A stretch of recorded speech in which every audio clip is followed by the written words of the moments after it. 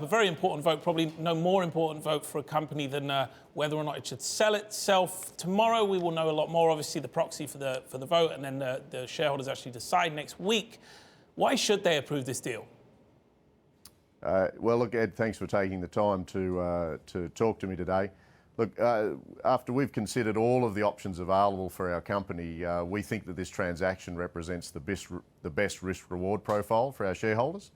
When I came on board, this is an asset with a relatively high cost structure.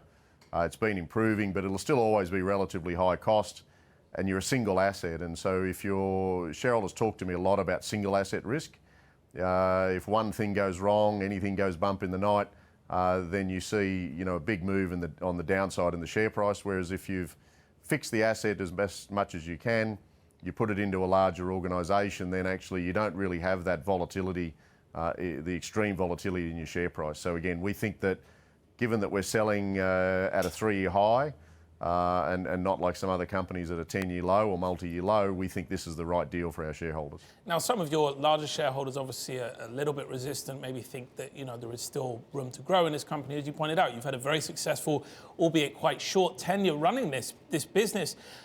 Are they right to have concerns that potentially you are selling into a rising gold market? There may be a better outcome here for shareholders. Well, look, we always, respect our shareholders' views, but we don't comment on individual shareholders, discussions with us. But I think when we consider all of the alternatives available to us, particularly all of the work that my team and I have done to fix this asset and where we are in that value creation pathway, and the fact that the gold price has already gone up and the fact that the shares have responded very strongly. I think from when I was appointed on the 1st of May to the announcement of the deal, we're up 87%. We were one of the best gold performers in the mid-cap space. And it's a paper deal so that, our shareholders, if the gold price continues to go up, will get continued exposure to the gold price. When we consider all of that and when we consider what would happen if the gold price goes down, we think this is the best deal for all of our shareholders, and we believe a majority of the shareholders will be with us on that. And Mick, as you mentioned there, it is a paper deal. You need 2/3 of your shareholders to approve it.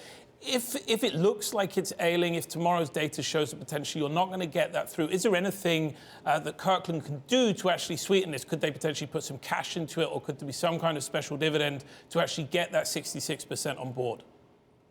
Well, look, I wouldn't want to prejudge what the vote looks like until we get there. And again, in my experience, votes can change up and down, backwards and forwards a lot. I think Kirkland's been very clear that, this is the deal.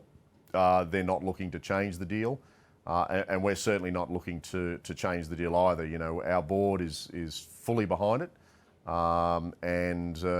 We think this is the best deal for our shareholders. So I guess we'll have to wait and see until Tuesday to see where we come out at.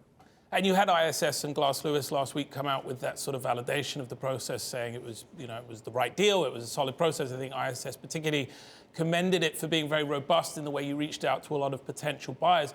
If, for whatever reason, this deal does fall through, what's the plan? Do you take this back into the market and try and sell it again, or do you go and say we're going to be standalone for a while longer, run the business? Yeah, well, look, I think it was very pleasing to have a quite a strong affirmation from both ISS and Glass Lewis, because we get a lot of feedback from shareholders and some want more or a different structure, but the fact is that two people who are do this for a living, fully independent, both gave us a pretty strong approval on both sides of the transaction actually. So I think if this doesn't get up, I think the company's a little bit stuck at that point, because we did run a very thorough process. They'd run a process in 2018. We then re-engaged with those parties and got some other parties in during 2019. And I think, to be clear, everybody who was anybody that could potentially have put any form of transaction on the table had a full opportunity.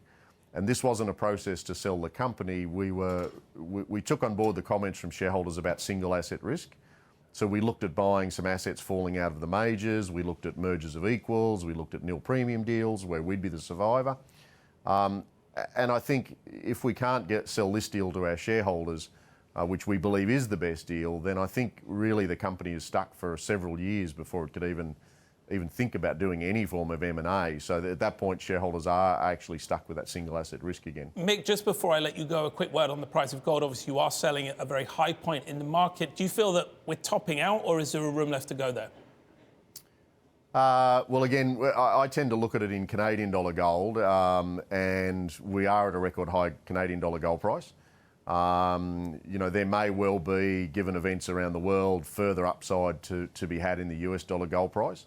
And you may even see a bit more on the Canadian dollar gold price. But again, we are selling at a record high Canadian dollar gold price. We're in Canada. That's the relevant gold price for us. And so, yeah, look, you may see a little bit of upside on the gold price, but we have had a very good run, and we're Mick, not selling when the... I'm going to have to jump back in there and take it back to the studio.